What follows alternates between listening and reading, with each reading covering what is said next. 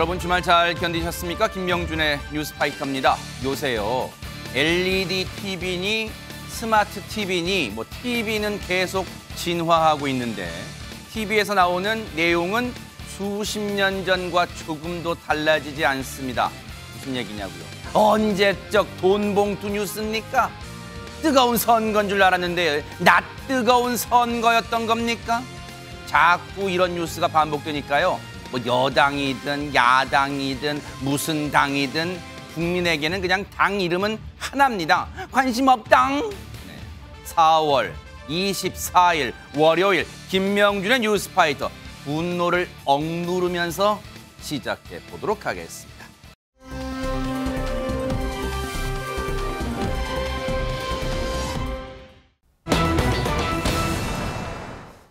아끼는 물건 하나 잃어버려도 여러분 애가 타고 속이 탄데 세상에 사랑하는 가족 행방을 모르면 얼마나 애간장이 탈까요? 최진봉 교수님 세상에. 맞는 말씀이에요. 애간장 타죠. 가족을 잃어버렸다고 생각을 해보세요. 정말 밥이 입에 들어가지도 않고요. 잠도 못 잘 겁니다. 그런데 그런 일이 지난 3일 날 발생을 했습니다. 어허. 경남 밀양시에서 저녁 7시 40분경에 경찰에 한 신고가 들어왔는데 네. 80대 할아버지가 신고를 합니다. 70대 부인이 집을 나갔는데 지금 찾을 수가 없다. 아이고. 그런데 그 할머님이 치매를 앓고 계신 더더욱 큰 문제다. 아이고, 이런 얘기를 하고 있는데요. 세상에. 이 80대 남성 같은 경우 주간보호센터에 갔다 왔더니 아내가 집에 보이지 않는다. 치매를 앓고 있는 아내가 오전에 나갔는데 저녁이 되어도 돌아가지 않는다며 아이고, 어떡합니까? 경찰에 도움을 요청했습니다. 네. 와, 이거 전화해보면 안 돼요? 그런데 문제는 이 70대 여성이 휴대전화를 소지하지 않고 있어서 추적도 어려운 상황이었습니다. 어머머, 어떡합니까? 세상에 지금 남의 일 같지가 않아요. 그런데 세상에 최정아 기자님이 휴대전화 해보면 될 거라 생각했는데 지금 말씀하신 것처럼 휴대전화도 또 하필 안 가지고 가셨어요. 그러면 얼마나 지금 찾으려고 하는데 얼마나 막막해요, 세상에. 네, 이럴 때 경찰이 도움을 받을 수 있는 건 아마 CCTV일 텐데요. 경찰이 CCTV에서 다행히 이 어르신의 모습을 포착했습니다. 세상에. 그 모습 영상으로 함께 확인해 보시죠. 영상이 있어요, 네. 차들 사이로 자전거를 끌고 아주 이렇게 아슬아슬하게 회전 교차로를 건너는 할머니, 바로 애타게 찾고 있던 그 어르신입니다. 어머, 저분이에요? 네, 이 어르신은요, 자전거와 함께 큰 길로 무작정 쭉 걸으시는 모습이 포착이 아이고. 됐는데요. 걷고 또 걷고. 그런데 문제는 이 CCTV가 많지 않은 시골길이라 할머니의 동선도 이내 곧 끊겨버리고 말았다는 사실입니다. 아이고, 세상에 어떡해요. 그나마 조금 전까지는 CCTV가 있으니까 그걸 계속 따라갔는데 거기서 이제 CCTV가 딱 끊겼어요. 그러면 이제 혹시 못 찾는 거예요, 최정아 기자님? 네, 말씀처럼 휴대전화도 없고 이제 CCTV에도 잡히지 않지만 우리나라 경찰이 누굽니까? 결국 또 이렇게 기지를 발휘해냅니다. 어허. 영상마저 함께 보시겠습니다. 아니, 어떻게 했다는 걸까요, 경찰분들이? 해는 저물고 날씨는 추워지면서 경찰과 가족들은 점점 초조해지고 애타기만 하는데요. 그 순간 경찰의 남다른 촉이 발동했습니다. 뭘까요? 그리고 그 촉을 따라가 보니까요. 잠시 뒤에 한 강변의 이 갈대밭에서 할머니를 찾을 수가 있었습니다. 어머! 어르신 다행히 아무 이상도 없이 건강히 가족의 품으로 돌아갈 수 있었다고 합니다. 세상에 진짜 천만다행, 박수가 안 나올 수가 없는데 아니 근데 경찰분이 어떤 촉을 발휘했길래 불가능할 것 같은 걸 가능으로 만들었을까요? 경찰 얘기 들어보시고 이어가 보도록 하겠습니다. 근데 그 치매 있으신 분들이 이제 주로 저희들이 그 이동 동선을 이때까지 쭉 보니까 이 앞만 보고 가시더라고요. 제가 이때까지 뭐 경험상으로 계속 직진을 한 것도 많이 봐왔고, 그 할머니가 또 자전거 타고 가시다가 끌고 가시다가 하는 거 보니까 거의 직진을 하시더라고요. 그래서 저희들이 이제 이 할머니도 직진을 하겠다 싶어가지고 또 직진을 하다 보니까 둑이 나왔고, 둑에서 또 거기 강까지는 한 300-400m 정도 되거든요. 갈대숲에서 앉았다 일어섰다 하고 있는 상황이었습니다. 마침 또 저희들이 올라갔을 때 할머니가 이제 바로 일어서는 상황이다 보니까, 예, 바로 이제 저희들이 저 할머니다라고 바로 직감을 한 거죠. 세상에 이제 찾고 나서 경찰분들 얘기를 들으니까 그나마 이제 저희가 편하게 듣는 거지. 그동안 가족분들은 얼마나 발을 동동 구르셨을까요? 그런데 박성배 변호사님, 이런 상황에서는 대부분 직진한다. 이게 혹시 이것도 일종의 과학 수사의 뭐예요? 어떻게 봐야 됩니까? 이런 형태의 과학 수사는 저도 들어본 사실이었는데 이 사건에서는 경찰 특유의 촉이 발동한 것 같습니다. 아하. 이 성인이라고 해도 치매 환자는 아동처럼 실종 신고 즉시 위치 추적을 할 수는 있지만 아무런 소지품도 소지하고 있지 않으면 무용지물이죠. 아하. 이때는 실종된 어르신이 평소에 가는 장소를 예측해서 추적할 수밖에 없는데 이 사건에서는 적절하게 촉이 발동된 것 같습니다. 경찰이 다음 날 아침 6시 30분경 수색 11시간 만에 이 할머니를 한 낙동 강면 갈대밭에서 발견했습니다. 세상에. 하나법 자택으로부터 15km 떨어진 외산리까지 배회한 것으로 보인다. 즉 15km를 그대로 걸어간 것으로 보인다는 것인데 어머. 이 경찰은 할머니가 직진을 하겠다 싶어서 CCTV 동선을 넓게 잡아서 직진하면서 추적을 해왔다고 합니다. 어머 세상에 1.5km도 아니고요. 직진으로 해서 이담 아나운서 15km, 말이 15km지 가다가 진짜 큰 봉변당할 뻔했어요, 어르신이. 그러니까요. 이 어르신께서는 자전거를 타다가 또 내렸다가 자전거를 끌고 가다가 이런 식으로 계속 이동을 한 것으로 보이는데요. 아하. 할머니는 실종되었던 20시간 가운데 14시간 정도를 갈대밭에서 배회하신 것으로 알려졌습니다. 세상에. 아까 사진과 영상으로도 보셨지만 갈대밭 굉장히 넓게 펼쳐져 있거든요. 이 안을 계속 배회하신 거예요. 거기 안에는 길이 없으니까요. 아이고. 자, 실종 할머니의 친손녀 같은 경우에는 해당 영상을 보면서 이후 할머니가 타시던 자전거가 있을까 싶어서 이 갈대밭에 들어가 봤는데 굉장히 위험하더라라고 전하기도 했고요. 어머. 할머니가 발견된 그 장소 바로 근처는 강이었기 때문에 아이고. 자칫하면 정말 위험한 상황이 펼쳐질 뻔했던 상황이었습니다. 그러니까요. 그동안 가족분들은 얼마나 애가 타셨을까요? 얘기 들어보시고 이어가 보도록 하겠습니다. 그거는 진짜로 고맙게 생각하지. 새벽 2시까지 뭐 들판을 막 찾고 계시더라고. 이거는 뭐 말로 표현 안 되지. 진짜요. 이번에는 이번 일 보면 우리 경찰분들이요. 유인겸 평론가님 물론 간혹가다 경찰분들 뭐 이제 좀 안 좋은 소식 들리긴 하지만 그래도 우리가 역시 기대할 구석은 경찰분들밖에 안 계시다 그런 생각이 들어요. 사실 저도 20여 년 전에 치매였던 친정엄마 길을 나가셨어요. 아하. 그래서 하루 저 정도 시간 만에 찾았거든요. 가족들은 이제 피를 말린다고 해야 될 거예요. 이번 일은 남일 같지 않으시겠네요, 진짜. 예, 그때도 경찰 분들께서 찾아주셨어요. 네. 어딘가에 계속 가셔서 저희 어머니도 계속 하염없이 가시고 아이고. 어딘가에 앉아 계셨는데 혼자 계신 할머니가 아마 이상해서 경찰이 물어보신 것 같아요. 그래서 경찰들의 이렇게 노련한 그다음에 우리 국민들을 보호하려는 마음 덕분에 가족들이 조금이라도 마음이 편해진 것 같고요. 이 친손녀가 그러더라고요. 경찰관님 덕분이고 평생 이 은혜를 잊지 않을 거라고 했고요. 누리꾼들도 그런 얘기를 했습니다.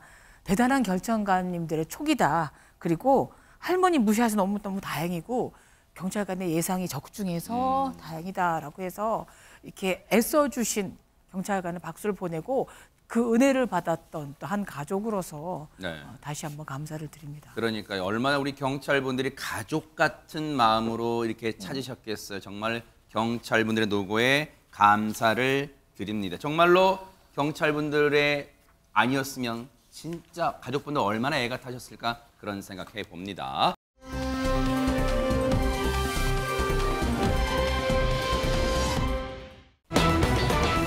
자, 도로 위에서 이상한 장면을 목격하신 분이 그 영상을 찍어서 인터넷에 올렸대요. 대체 어떤 영상인지 먼저 보시고 이어가 보도록 하겠습니다. 뭐야? 아니 서서 타는 거야? 이건 신고를 해야지. 아니야? 이거 어떻게 하는 거야 저거?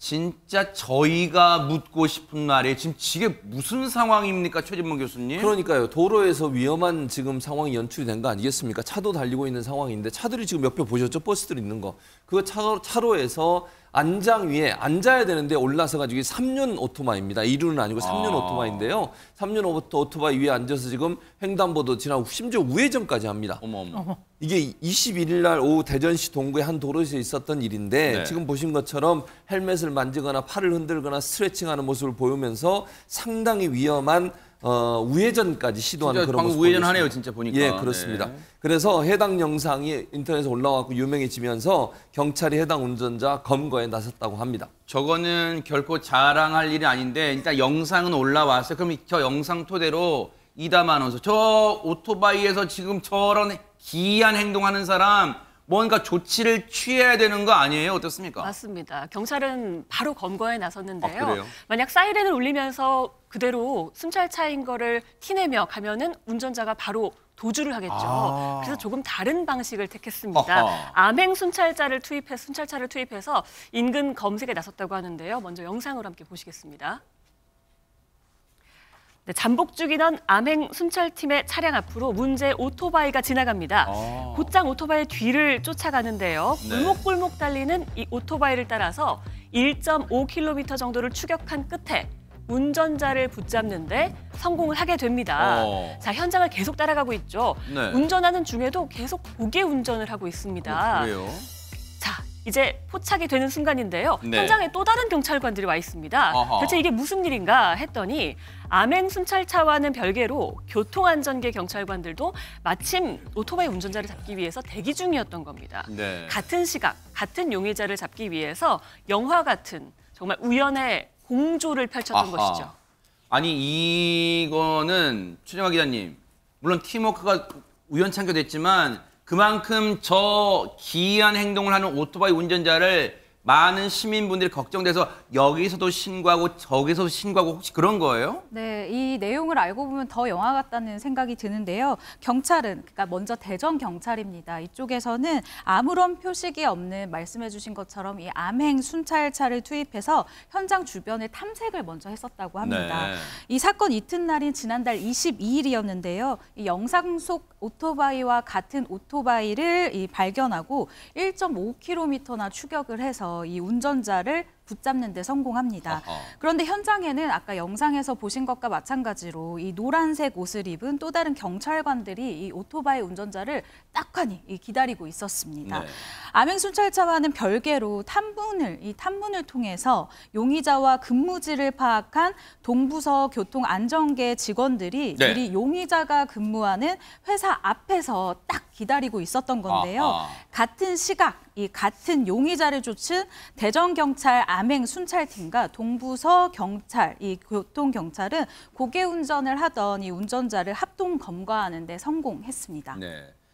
저렇게 경찰의 어떤 공조로 합동 검거 노력으로 잡았어요. 그런데 박성배 변호사님, 잡고 보니까 혹시 철딱선이 없는 뭐 10대 뭐 그런 거에 누굽니까, 저 정체가? 그렇지 않습니다. 오토바이 운전자는 50대 초반에 배달업에 종사하는 인물이었습니다. 검거된 50대 초반의 오토바이 운전자, 경찰은 도로교통법상 안전운전 의무 위반으로 범칙금 3만 원의 벌점 10점을 부과했습니다.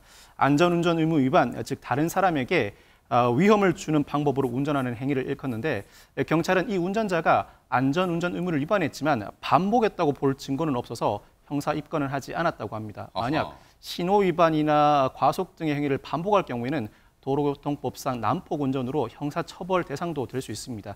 이 정도 수준까지 이르렀다는 증거는 없었다고 본 것입니다. 그렇지만 운전자, 내 행동이 이렇게까지 이슈가 될지는 몰랐다. 앞으로는 교통법규를 준수하면서 배달업에 종사하겠다면서 선처를 호소했다고 합니다. 그래요. 누구나 한 번은 잘못할 수 있으니까 한 번 실수는 할 수 하지만 반복되면 안 돼요. 그리고 그 다짐 정말 믿고 지켜보도록 할게요.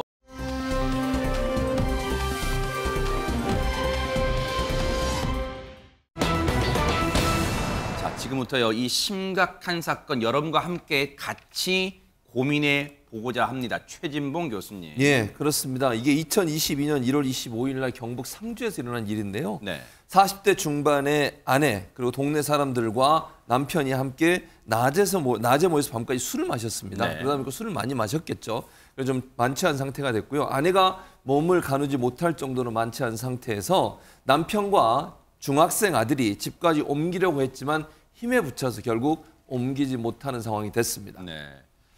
지금 남편과 또 중학생 아들, 중학생이긴 합니다만 어쨌든 남성 둘이 힘을 합쳐도 이 집으로 옮기기가 어려웠다면 힘에 붙였다면 대체 어느 정도로 만취한 걸까요, 세상에, 최재범 교수님? 그러니까요. 만취를 이게 좀 술이 취하면 더 무거울 수는 있어요. 무게가 더 나갈 수는 있는데 일단 그러다 보니까 뭐 가누지 못하니까 축 늘어지죠. 그렇죠. 네. 그러다 보니까 아마 이제 힘이 들었던 것 같은데 그래서 남편이 아무래도 좀 이제 화가 좀 났겠죠. 그래서 이 만취한 아내에게 화를 내면서 이 사람아 정신 좀 차리라면서 아내의 배와 머리를 때렸습니다. 아이고. 그러니까 아마 이제 본인의 의도는 깨우려고 때렸겠죠. 뭐 아마 그런 있겠죠. 것 같아요. 네네. 정신 좀 차리라고 아마 그랬던 것 같아요. 네.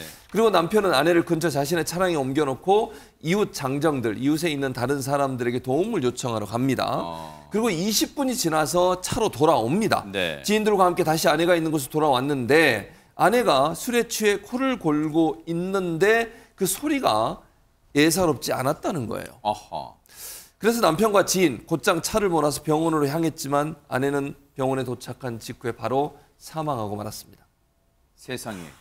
무슨 이런 황당하고 해괴망측한 사건이 있을 수 있어요. 지금 결국 이 아내분은 사망했다는 거. 그런데 그렇다면 박성배 변호사님, 남편이 차에 자신의 차량에 아내를 눕혀놓고 이웃에게 도움을 요청하러 가는데 불과 걸린 시간이 20분이에요. 그 20분 동안 무슨 일이 있었던 거예요, 그러면? 사망한 아내의 복부와 머리에서 피하 출혈, 쉽게 말해 멍이 발견됩니다. 그러자 경찰은 이 남편이 아내를 때려서 숨지게 한 것으로 보고 이 남편을 상해치사죄로 긴급 체포합니다. 어허. 남편 스스로도 아내를 깨우는 과정에서 화가 나서 몇 대 때렸다고 진술하기도 했습니다. 아니, 남편도 일단 화가 나서 너무 만취했기 때문에 화가 나서 깨우는 과정에서 때렸다고 인정은 하고 있어요. 그러면 남편이 결국 아내를 죽게 만든 겁니까, 박성배 변호사님? 아내를 때려서 숨지게 만든 것으로 파악됐던 이 사건 사망 하루 만에 결과가 뒤집힙니다. 그 이유는 네. 예비 부검 결과 때문이었는데 네. 부검 결과 사망에 이를 만한 외상이 발견되지 않았다는 소견이 나옵니다. 오히려 이 부검 소견은 급성 알코올 중독, 혈중 알코올 농도가 급격하게 올라간 것이 직접적인 사인이라는 결론이 나옵니다.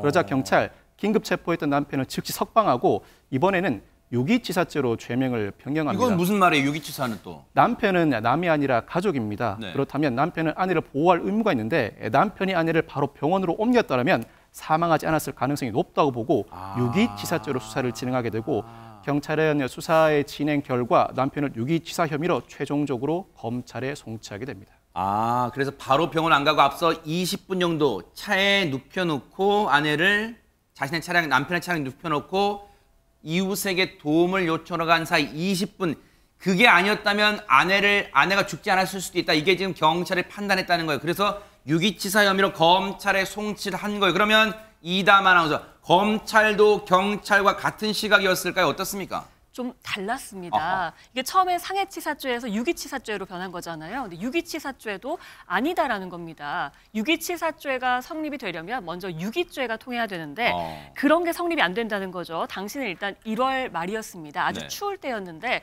아내를 바깥에 둔 게 아니라 차량 안으로 옮겼다는 점. 그리고 지인의 도움을 요청해서 빠른 시간 내에 복귀를 했다는 점. 그리고 병원으로 바로 옮겼다는 점을 들어서 유기로 볼 수 없다라는 결론을 내렸습니다. 그래서 경찰에 사건을 재검토하라면서 보완 수사를 주문했습니다. 네.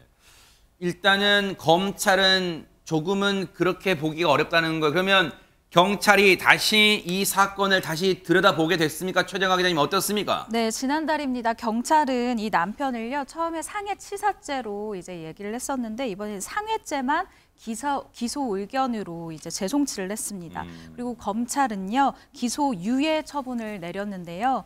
기소 유예란 이 불기소 결정의 일종으로 혐의는 인정이 되나 여러 가지 사정을 참작해서 재판에는 넘기지 않는 처분을 말합니다. 네, 일단은 재판에 안 넘긴 거예요. 검찰은 뭔가 의심할 만한 구석은 있지만 그렇다고 딱히 죄를 재판에 넘겨서 죄를 묻기에는 조금 부족하다는 거예요. 그러면 최진봉 교수님, 예. 일단은 재판까지는 안 갔지만 그게 다가 아니라 남편 입장에서는 처음에 경찰이 검찰에 넘겼다가 다시 반려되고 다시 왔다 갔다 하는 사이에 그 사이에 글쎄 심적 고통이 이만저만이 아니었을 것 같긴 해요. 당연히 그럴 수밖에 없죠. 어쨌든 본인의 아내였잖아요. 아내였던 분에 대해서 마치 본인이 죽인 듯한 그런 뉘앙스의 어떤 여러 가지 제목들이 있었고 6.27 사태 같은 경우도 이게 완전히 혐의가 벗어질 때까지 9개월이나 걸렸어요.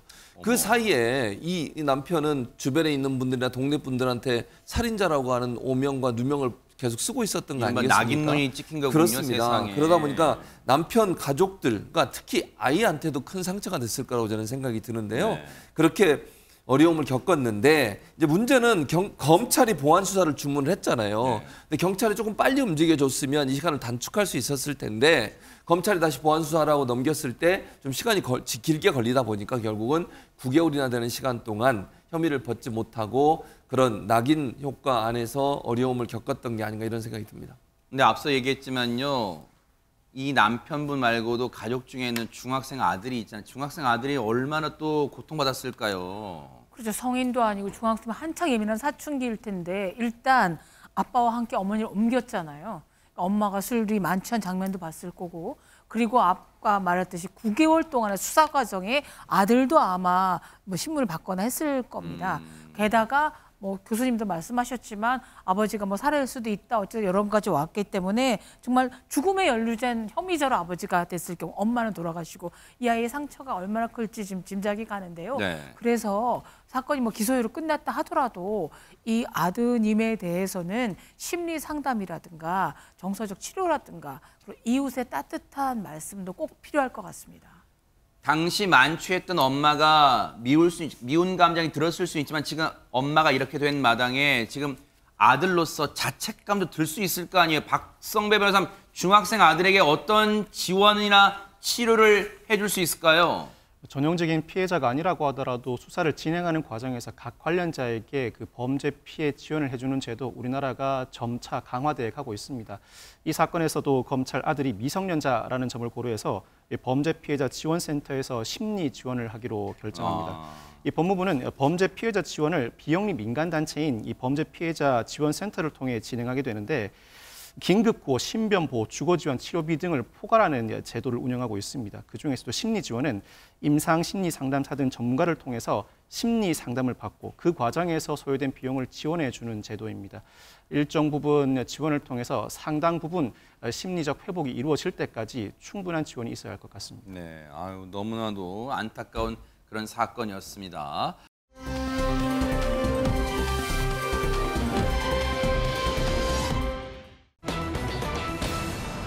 분위기 바꿔볼게요. 북한이란 나라는 참 김정은 관련해서 일거수일투족이 다 화제가 되고 있는데 최근에 김정은 위원장 주변에 뭔가 관심 가는 대목이 포착이 됐다면서요. 이담 아나운서. 네, 김 위원장을 밀착 경호하는 경호원들에게요.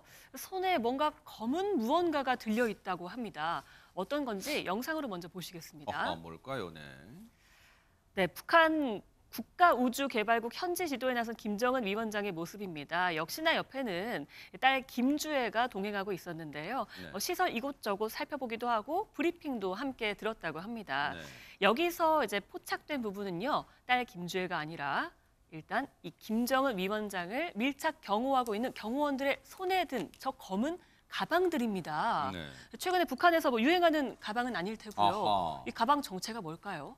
아니 저게 뭐 패션이에요. 보통 요즘 대한민국 보면 뭐 이게 헤드폰 같은 거 막 끼고 다녀 길거리 보면 한번 유행되면 쫙 여러 사람 하잖아. 근데 혹시 최재봉 교수님 예. 저 경호원들 사이도 나 이 가방 갖고 다닌다. 혹시 뭐 경호원들 사이 유행되는 가방이에요? 그건 아닌 것 같고요. 제가 볼 때는 아마 경호와 관련된 그런 물건인 것 같아요. 그래서 예전에 뭐 나중에 얘기 나오겠습니다만 박근혜 전 대통령 사저에 처음 갔을 때 네. 사건이 한번 있었지 않습니까? 예, 그때 이제 경호원들이 펼쳤던 아마 그 가방과 비슷한 가방이 아닌가 하는 생각이 드는데 네. 이게 사진이 언제 찍힌 거냐면 지난 18일 날 북한 국가우주개발국에서 찍힌 사진이고요. 김정은 위원장이 건물 앞에서 보고를 받는 모습을 지금 사진으로 찍었는데 10명 안팎의 경호원들이 사방으로 둘러싸고 경계태세에 돌입하고 있습니다. 그리고 손에는 각각 검은 가방을 들고 있는 상황이고요. 이 사진이 네. 제가 지난 18일 날 찍혔다고 그랬잖아요. 네. 근데 그 전에 2월 15일 날 김정은이 1만 세대 살림집 건설 착공식에 참석했었어요. 네. 평양 화성지구에. 그때는 경호원들이 저 가방을 듣고 있지 않았어요. 지금 왼쪽에 맨 왼쪽에 보이는 맨 가방 왼쪽. 보이죠? 예. 아. 아무것도 들지 않고 있잖아요. 지금 네. 그냥 맨몸으로 경호를 했던 거예요. 그 당시에는. 네. 그런데 이 네. 가방을 들게 된 계기가 뭐냐? 네. 지난 15일 날 기시다 일본 총리가 폭발물 테러 시도를 당했었잖아요. 어. 그 이후로 그 다음 날부터 경호원들, 북한 경호원들이 저 검은 가방을 들게 됐다는 거예요. 아마 야. 본인이 이제 무서운 거죠. 결국은 폭발물 테러에 한번 노출이 됐던 기시다 총리의 사건을 보고 아하. 혹시나 본인도 테러를 당하지 않을까 걱정돼서 아마 저런 가방을 들고 있는 게 아닌가 그렇게 추측이 되는 상황입니다. 보세요. 지금도 보세요. 여기 일본 보세요. 뭔가 펼치죠? 저 가방. 일본의 경호원들이, 기시다 총리 경호원들이. 그러니까 저거일 수는 있겠다. 근데 보면 펼쳤는데 뭐가 뭐가 우르르 쏟아질 줄 알았더니 안 쏟아져요. 그러면 저 가방에는 혹시 박성배 변호사님 북한 경호원들이 갖고 있는 가방, 저 검은색 가방 열어보면 뭐 A4 용지가 우르르 쏟아집니까? 뭐가 들어있습니까 저기에? 전문가들은 두 가지 중 하나로 추정을 합니다. 우선 이 가방 안에는 기관, 단총 등의 총기류가 담겨 있을 것이다. 다음으로는 이 가방은 유사시에 펼쳐서 방패처럼 쓸 수 있는 방탄 가방일 것이다. 둘 중 하나로 추정을 하고 있는데 이 방탄 가방은 우리나라에서도 그 모습을 보인 바가 있습니다. 말씀해 주신 것처럼 지난해 3월 24일 박근혜 전 대통령이 대구 달성 사저 앞에 도착해서 대국민 담화를 할 당시 군중 한 명이 소주병을 투척하는 사건이 발생했죠. 이때 경호원들이 급히 박 전 대통령을 2중, 3중으로 둘러싸면서 방탄 가방을 펼쳐서 막는 모습이 포착됐습니다. 또한 지난 15일 기시다 일본 총리의 폭발물 투척 사건 때에도 경호원들이 황급히 방탄 가방을 펼쳐드는 모습도 확인할 수 있었습니다. 저런 식의 근데 저게 무슨 어느 정도 효과가 있겠냐 하시겠지만 상당한 효과가 있기 때문에 경호원들이 지니고 다니겠죠. 관련해서 북한 전문가 얘기 들어보시고 이어가 보도록 하겠습니다. 김정은 위원장 근접 경호위원들은 아마 외투 안에 있는 권총 정도였던 것 같고 기시다 총리 테러 사건 직후의 모습이기 때문에 결국 북한에서도 외부의 테러랄지 또는 최고 지도자에 대한 그 경호의 필요성들이 공식화되고 있다. 그런 차원에서 좀 더 적극적인 경호를 하기 위한 조치로 보입니다. 그러니까 그 가방의 기능은 방탄용 의미도 있고 또 그 가방 안에 기관단총과 같은 무기를 넣고 다니면서 아주 결정적인 그런 상황들에서는 그 무기 체계가 작동될 수 있도록 하는 사전 테러 가능성에 대한 경고의 의미도 있다.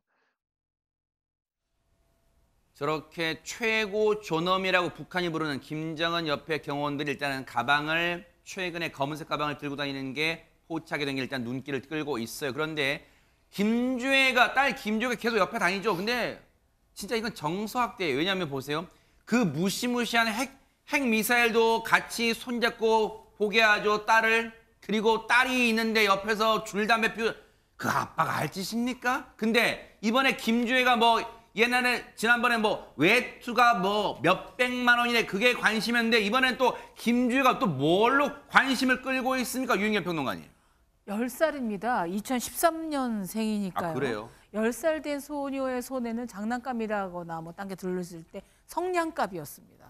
예, 왜냐하면 아버지 김정은이 하루에 담배 2갑 이상을 피우고 있는 엄청난 애연가인데다가요. 북한의 중요 행사에서도 늘 담배를 폈고요. 그리고 또 브리핑을 받을 때도 담배를 놓지 않고 있었는데 그게 본인의 습관이기도 하겠지만 조부인 김일성의 모습을 헤어스타일, 옷차림에 이어서 담배까지 그대로 답습하려는 것으로 보는 분석도 있습니다. 근데 직계 가족이 이런 그 담배를 피기 위한 성냥이라든가 라이터 같은 것을 들고 있는 건 첫 번째가 아닙니다. 아마 기억하실 겁니다. 2019년에 2차 북미 정상회담이 베트남 하노이에서 열렸는데요. 그 이동하는 중에 중국의 한 기차역에서 동생인 김여정이 정말 하녀처럼 재떨이를 들고서 아주 밀착 수행을 했던 장면도 보여져서 화제가 됐었거든요. 그런데 우리만이 아니라 북한의 주민들조차도 어떻게 10살 정도 된 딸한테 앞에서 담배를 필 뿐만 아니라 성냥을 들고 서 있게 하느냐에 대한 비판이 일고 있다고 합니다. 에이, 그게 할 짓입니까? 사랑하는 딸한테 성냥갑 수발 들게 하고 있어요? 그게 할 짓이에요, 진짜. 근데 김주의 패션 뭐 이런 것도 화제와 관심인데 이번에 또 눈길을 끈 건 김주의 또 어떤 겁니까? 최정화 기자님. 네, 방금 사진에서 보셨었는데요. 이 아이보리 색깔 블라우스가 화제를 모았습니다. 앞서서 김주혜가 입었었던 것으로 알려진 이 검은색 패딩이 있었는데요. 네. 이 패딩 같은 경우에는 프랑스 명품 브랜드 디사의 후드 패딩을 입었는데 이게 약 253만 원짜리 패딩이었어요. 네. 그래서 이번 블라우스도 비싼 게 아니냐라고 해서 이 관계자들이 알아봤더니 네.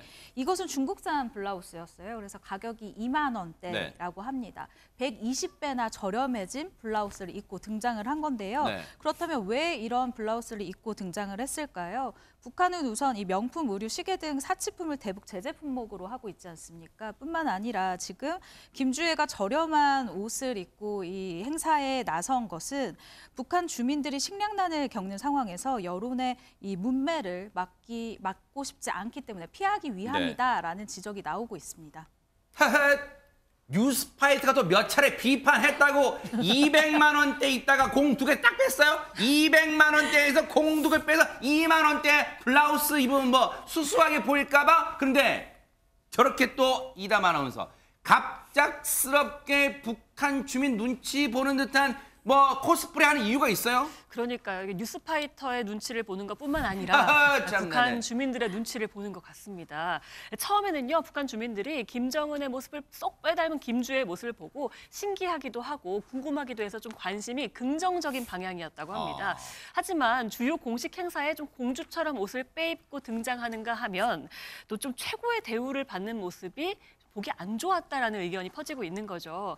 게다가 미사일 발사나 무기 관련 시찰할 때 뭐 사흘에 한 번꼴로 등장했다고 하니까 자주 노출되는 점도 그리 좋지 않아 보였던 것 같습니다. 또 소박한 모습이 없어지고 명품 겉옷 같은 것도 입게 되고요. 그런 네. 귀족 차림으로 바뀐 데다가 또 머리 흰 이 주요 간부들보다 더 높은 대접을 받는 게 좀 보기 안 좋았다. 텔레비전에서 좀 그만 봤으면 좋겠다는 의견이 나왔다고 하네요. 네. 동서고금 막론하고 그게 진리예요. 아이는 아이다울 때가 제일 멋지고 사랑스럽고 이쁜 겁니다. 그렇게 키울 수나 있을까 북한이 그런 생각해 봅니다.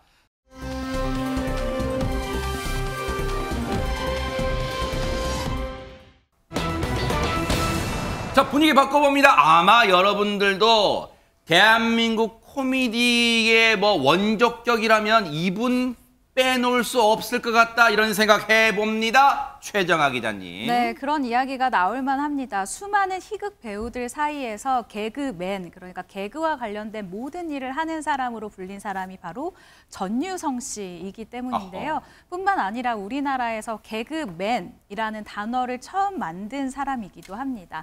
무엇보다 더 대단한 것은요. 가수만 콘서트를 하냐, 개그맨도 콘서트를 할 수 있다라고 해서 개그 콘서트를 만든 이 역시 이 전유성 씨인데요.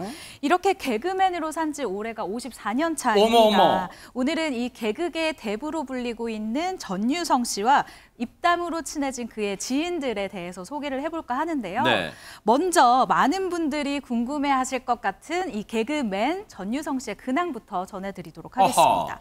새로운 개그 코너를 이 제목을 보고 만든 게 아니냐 하실 텐데 그건 아니고요. 네. 지난해 8월부터 남원시의 이 인월면 중군마을에서 국수 교과서라는 이 국수 가게를 만들어서 운영 중에 있다고 합니다. 뉴스바이터 나한테 관심 많았어. 내가 이거 성대모사 조금 해봤습니다. 전유성 씨 해봤는데 늘 우리 뭐 그런 주변에 장기자랑할 때 전유성 씨 성대모사는 빠지지 않았잖아요. 어쨌든 뜻밖의 근황을 전한 전유성 씨 얘기 한번 들어보시고 이어가 보도록 하겠습니다. 뭐 어쩌다가 국수집을 이게 이제 마을에서 관리하는 집인데 많이 와서 관광지로 개발 좀 하고 싶은데 사람들이 안 오니까 가게를 하는 조건으로 나한테 이게 아주 싸게 빌려줬어. 그래서 뭘 할까? 술집을 할까? 그럼 내가 다 마실 것 같아. 국수집을 해서 사람들이 많이 오지. 우리 국수를 스파게티처럼 만들어 보면 어떨까라는 생각을. 잘 안 돼요. 1, 2월 달은 뭐 눈이 너무 많이 와서 우리조차도 다니기가 힘들었으니까. 국수집.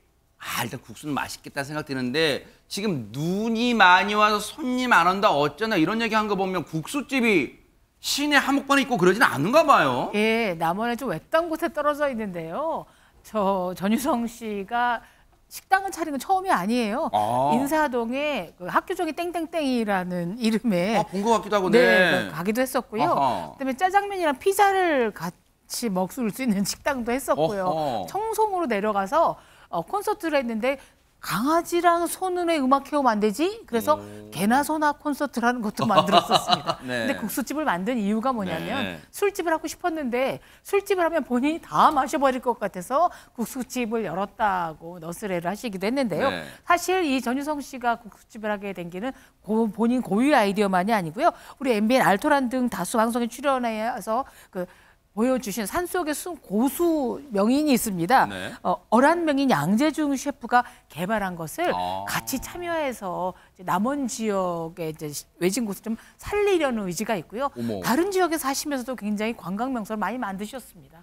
조금 전에 드론 영상 잠깐 나왔는데 아마 거긴가 봐요. 네네. 거기 국수집인가 대박 사건. 네. 주변에 다 밭이에요. 대박 사건. 네. 저기를 누가 가요 세상에. 이런 생각이 드는데 저긴 차 없으면 진짜 못 갈 것 같은데 근데 대부분 보통 이담 아나운서 이런 개업을 하게 되면 일단은 처음에 개업발은 지인들이 일단 찾아가 줘야 되잖아요. 일단은 희극인들 후배들이 막 갈 것 같고 그런 생각 드는데요. 그러니까요. 전유성 씨가 친한 후배들이라고 하면은 뭐 굉장히 많잖아요. 네. 뭐 예를 들면 최양락 씨, 이영자 씨, 뭐 신인배 씨도 있고요. 네, 최양락 씨네. 뭐 최유라 씨도 있고요. 이문세 씨도 굉장히 화려한 인맥을 자랑하고 있는데 그 가운데요.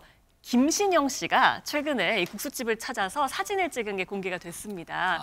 김신영 씨와 전유성 씨의 관계는요, 선후배 사이이기도 하고 굉장히 사제지간으로 굉장히 특별한 인연을 갖고 있다고 하는데요. 네. 김신영 씨가 이런 일화를 공개하기도 했습니다. 과거에 공황장애를 겪고 있어서 뭐 굉장히 힘들 때, 다이어트로 굉장히 힘들 때 전유성 씨를 찾아가서 교수님 저 한물 갔어요. 그랬더니 전유성 씨가 축하한다 하시더라는 거예요. 세상에 한물 가는 거 왜 축하하느냐 했더니 한물, 두물 가고 세물 가면 보물이 되거든. 와. 너는 보물이 될 거야 했다는 거예요. 대박 사건. 사실 굉장히 힘들 때 이런 얘기 들으면 무슨 소리야 할 수 있거든요. 조금 이게 말장난 아니야 했을 텐데 실제로 김신영 씨가 그 이후에요. 다비 이모라는 부캐로 굉장히 활동을 활발하게 하기도 했고요. 쭈라. 네, 맞습니다. 전국 노래자랑 MC에 발탁되기도 했잖아요. 그러네요, 진짜. 정말 보물이 된 거죠. 어머. 그때 일화를 밝히면서 정말 좋은 선배고 좋은 선생님이다라는 이야기를 했습니다.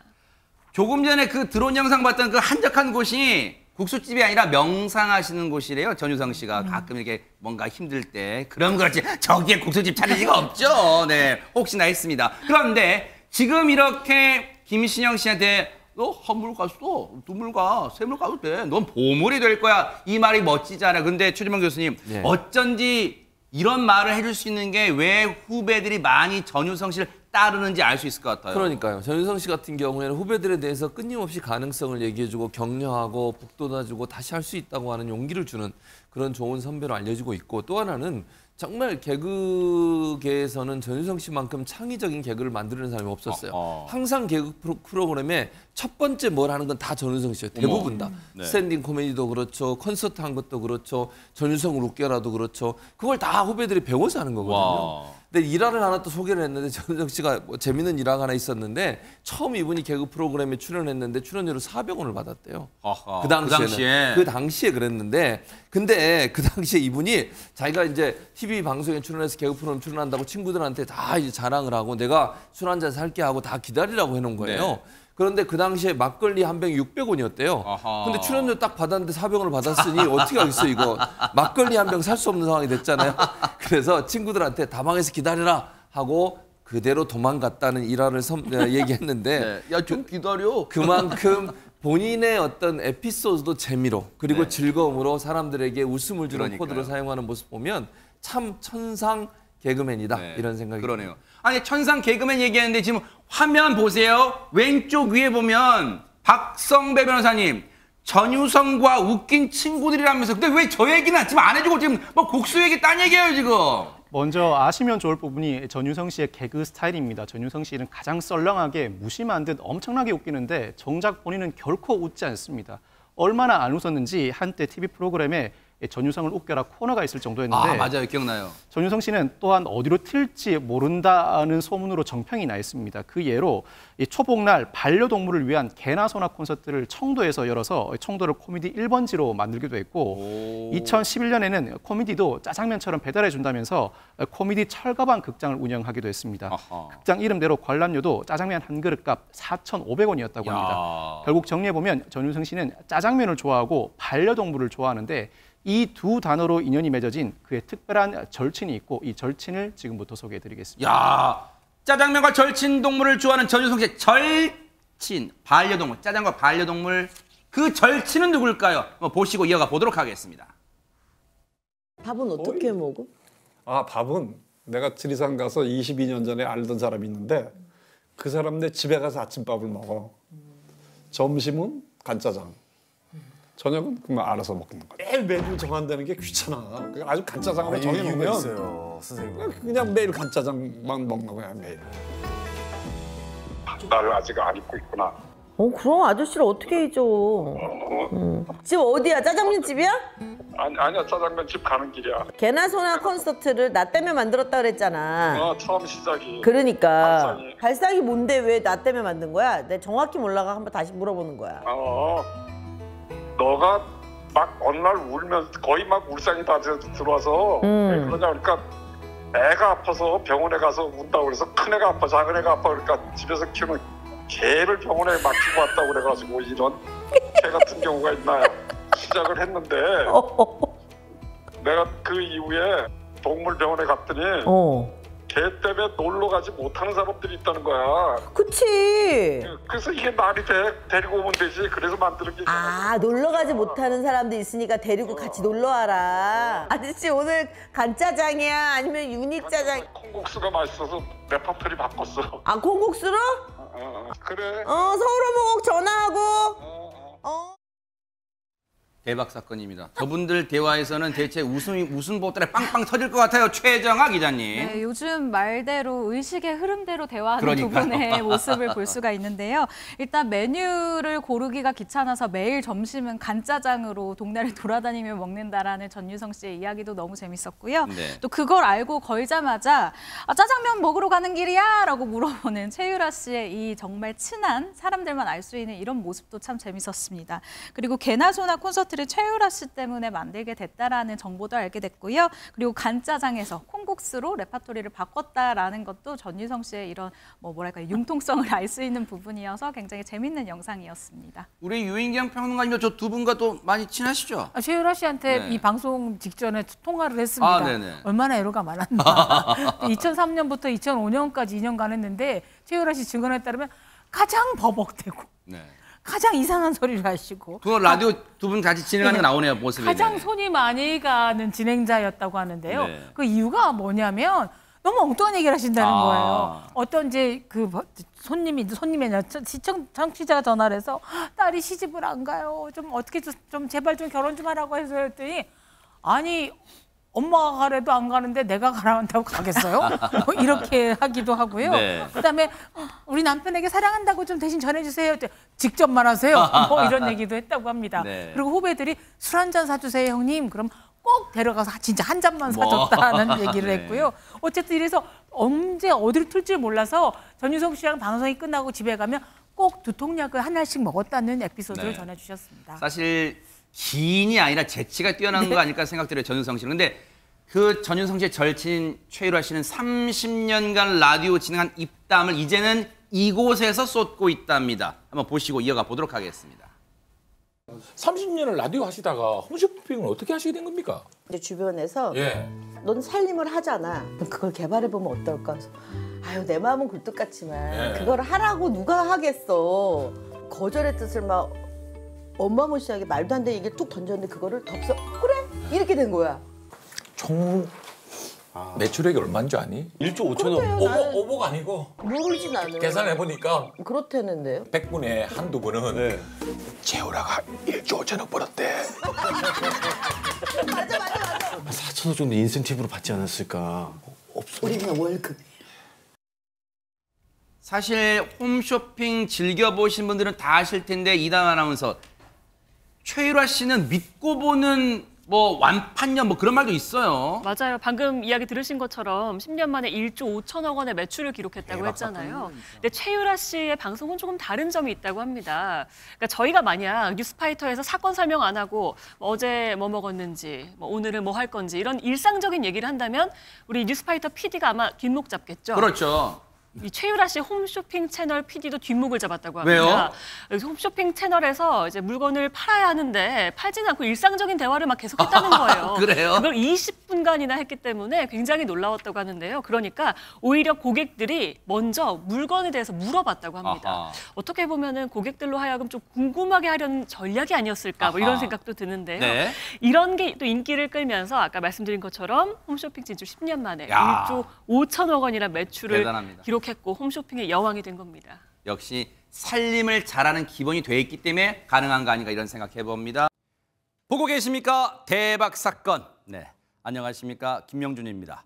여러분과 함께하는 뉴스파이터. 다양한 소식과 뉴스를 보고 싶으시면 화면 오른쪽을 꾹 눌러 구독해 주시길 바랍니다. TV로도 유튜브로도 여러분께 한 발 더 다가가겠습니다. MBN 뉴스와 뉴스파이터를 사랑해 주셔서 고맙습니다.